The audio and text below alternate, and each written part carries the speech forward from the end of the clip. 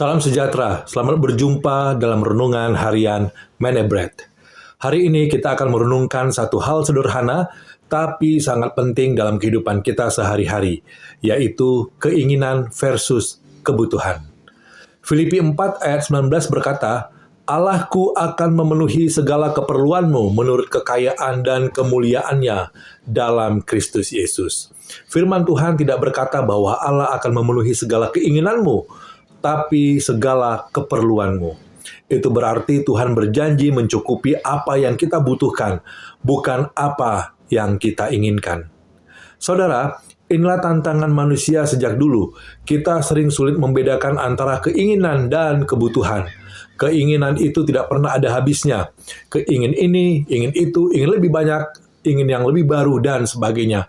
Namun kebutuhan berbeda. Kebutuhan adalah hal-hal dasar yang membuat hidup kita berjalan dan bertumbuh sesuai dengan kehendak Tuhan. Ketika kita hanya fokus pada keinginan, kita mudah kecewa. Tapi kalau kita belajar bersyukur atas apa yang kita butuhkan, hidup ini jadi lebih damai. Mari kita lihat kisah bangsa Israel di Keluaran pasal 16. Ketika mereka berjalan di padang gurun, Tuhan mencukupi kebutuhan mereka dengan manna dari surga setiap pagi. Tapi mereka mulai bosan. Mereka berkata, kami mau daging, kami mau makanan seperti di Mesir. Mereka mengingini lebih dari yang diperlukan. Tuhan pun memberi burung puyuh dalam jumlah banyak, tapi Alkitab mencatat bahwa mereka makan dengan rakus dan akhirnya banyak yang jatuh sakit. Dari kisah bangsa Israel, Tuhan setia mencukupi kebutuhan kita.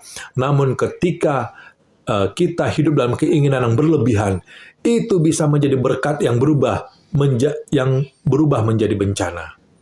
Mari kita renungkan, apakah doa-doa kita lebih sering berisi kata Tuhan, aku ingin, atau Tuhan, berikanlah apa yang aku perlu. Tuhan tidak pernah gagal mencukupi kebutuhan kita, baik makanan, kekuatan, kasih, maupun anugerah setiap hari. Namun, Ia ingin kita belajar menahan diri dari keinginan yang berlebihan, agar hati kita tetap fokus pada Dia, bukan pada dunia. Oleh karena itu, mari belajar membedakan keinginan dan kebutuhan, karena itu adalah kunci hidup yang bahagia dan beriman. Orang yang tahu cukup akan selalu bersyukur, dan orang yang bersyukur selalu hidup dalam damai sejahteranya Tuhan. Terima kasih telah bergabung.